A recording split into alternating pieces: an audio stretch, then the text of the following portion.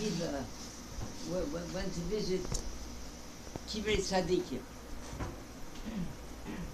While he was saying Tehillim by a kever from a tzaddik, so he heard there was a large entourage, a whole group of people, and in the midst was someone dressed in begodin, in white begodin, in a white garment, and someone from the entourage called out, "Make way for the tzaddik!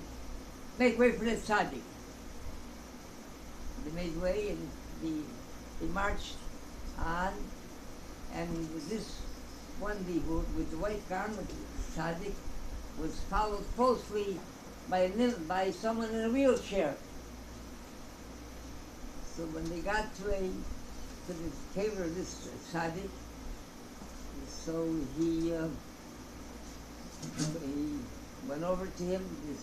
The tzaddik went over to the one in the wheelchair, and he said some psukim and something from the Zohar.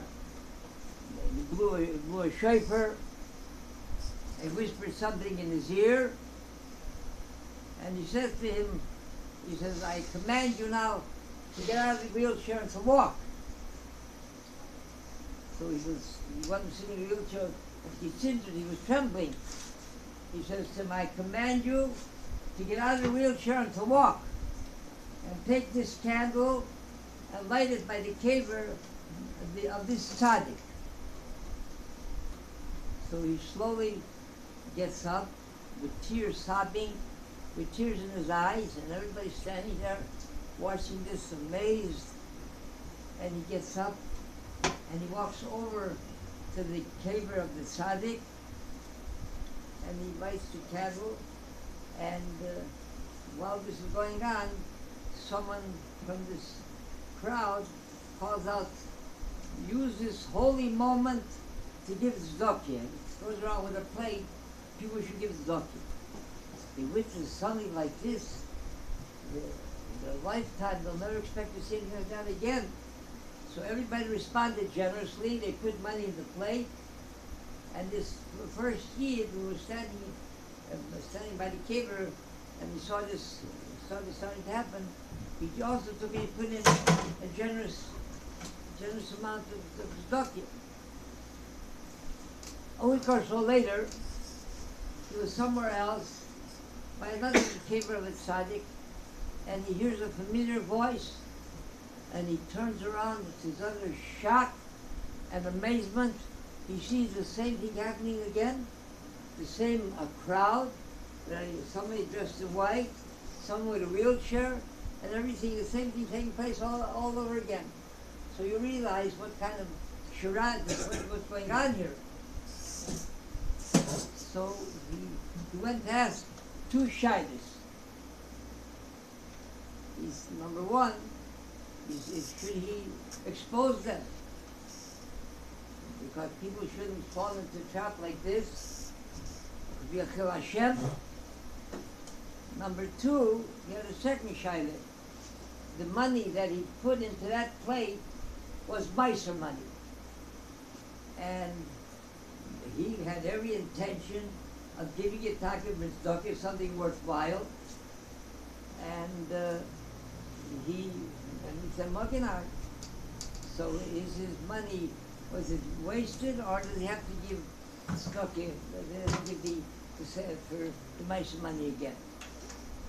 So the Seftim of the comment brings that there's 7 types of thieves that there are, and they have to do. But the law itself, the place you bring is something. It's a very difficult shayla. The hostility, azus, even kanois, to use it, you have to know when and where. It becomes very dangerous. Like someone one time said, signed by Pinchas, he said, "Vayikach rem al biyodoi." When Pinchas saw what happened with Zimri ben Soli, he saw what he was doing, so he took out a sword, and he exacted kanois. So they say that that's a genuine kanoi, who's really sincere about it, that's one thing. But there's some that are always standing with a sword ready to stick, to find something to stick with. Or like there was a cartoon one time, he saw somebody standing with a big banner, he said, "But I protest." So he said, "What do you protest?" He said, "I don't know, when I'll get there, I'll see what I'm protesting."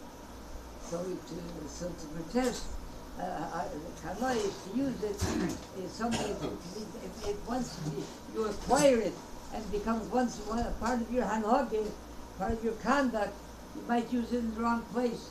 Like when the person writes that Kanoi, somebody's going to be a big Kanoi, is waiting for Sukkot to bench Hester go over. So Kanoi will go over to the Hester, will take the Hester with his Kanoi, and will give it a zak fetch that will pass on the Hester. So Kanoi has to be, you have to know what, when, and where. Insofar as whether he had to give the Meiser again, they told him about this talking, even he had every intention, he sincerely meant to give his zakir, but being that he didn't go for the right thing, so like Cheskel Navi, when he was disenchanted with the Klal Yisrael, so he cried out to Bani Shalom, "Hachshilem b'am b'nei adam she'enim mehubanim." He said, make sure that they stumble in causes that are not worthy. So you have to have a schus. Sometimes you might go, but here he had every intention to give him the zakir, but it didn't go for the right thing. So he has to give the Meiser again. Hanan ben Akash Yoimer, Rosh HaKadosh Baruch Hu Zakes, Es Yisrael, People Hebrew Terry, right?